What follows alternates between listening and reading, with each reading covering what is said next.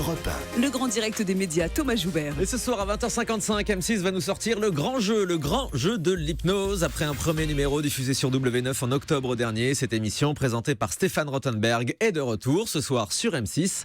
Alors il s'agit d'un jeu où 5 candidats vont devoir participer à des épreuves tout en étant hypnotisés.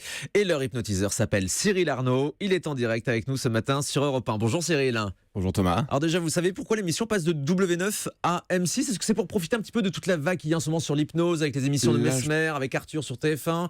On en a vu beaucoup dans Touche pas à mon poste aussi ? Bien sûr, donc ça je ne sais pas du tout. Je pense que les chaînes, elles ont leur raison de changer de programme comme cela. Maintenant, c'est vrai que c'est le même groupe. Donc après, peut-être qu'ils se sont dit, l'émission a mis vraiment des grands moyens techniques, matériels pour cette émission. Donc autant la passer sur une grande chaîne. Donc autant la mettre sur une grande chaîne pour que le grand public puisse découvrir cette émission. Parce mais que c'est vrai que vous sentez que l'hypnose est en vogue en ce moment à la télévision. Oui, ça revient très fort.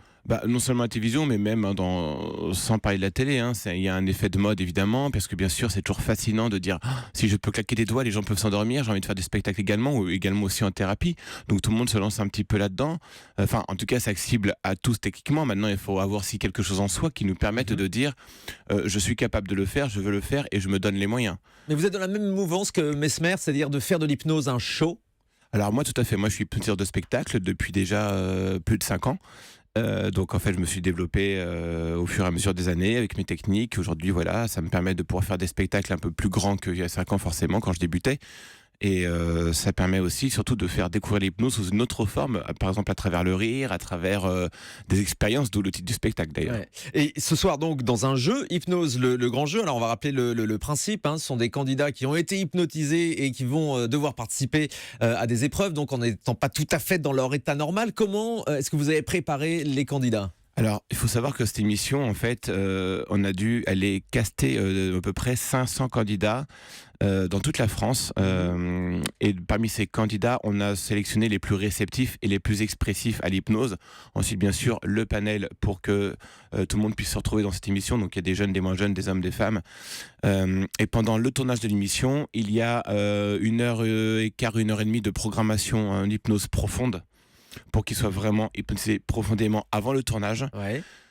Et ensuite, entre chaque défi, raison pour laquelle cette émission est enregistrée, entre chaque défi, on retourne encore une demi-heure en loge pour les hypnotiser profondément pour préparer au défi suivant. Raison pour laquelle, lorsque vous regardez l'émission de télé, ça a l'air tellement rapide et tellement facile d'hypnotiser, mais non, c'est parce que justement, ils sont hypnotisés profondément que ça paraît aussi rapide, aussi facile. Et une fois qu'ils sont programmés, vous leur faites faire n'importe quoi ? Alors on fait faire tout ce que l'inconscient veut bien, donc d'ailleurs l'écriture des défis et l'écriture des handicaps, si on peut appeler ça, des hypnotiques pour justement donner de la difficulté au jeu.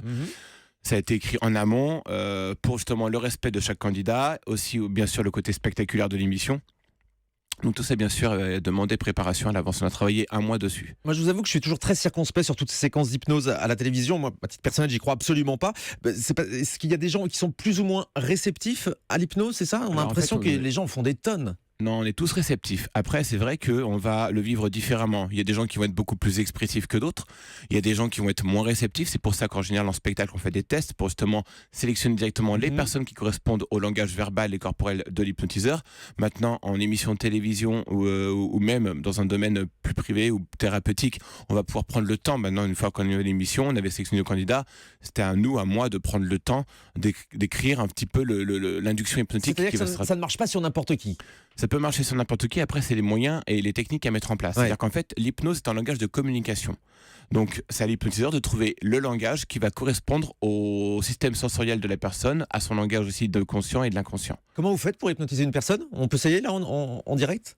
Ça sera direct, ce serait forcément avec l'un de vous en studio, mais ça peut être une technique de saturation, de confusion, voilà, ça peut être rapide, ça peut être moins rapide, tout dépend aussi de l'état d'esprit, du lâcher prise de la personne. Mais là, vu que vous êtes sur un lieu un petit peu comme de travail, ça va pas forcément être facile. D'accord, il faut être dans de bonnes dispositions, être détendu, etc. Mais ça se passe uniquement avec la parole, ce sont vos mots ? Ça peut être les mots, ça peut être les yeux, ça peut être l'attitude gestuelle. En fait, dans le système sensoriel, on a 5 sens et on va jouer avec ces 5 sens justement pour trouver le langage et la connexion avec la personne. On verra ça donc ce soir dans le grand jeu sur M6 présenté par Stéphane Rothenberg. C'est à 20h55. Cyril Arnaud, je rappelle aussi que vous êtes sur scène en ce moment à Paris au théâtre du Petit Gymnase ce soir et puis les 5-6 janvier.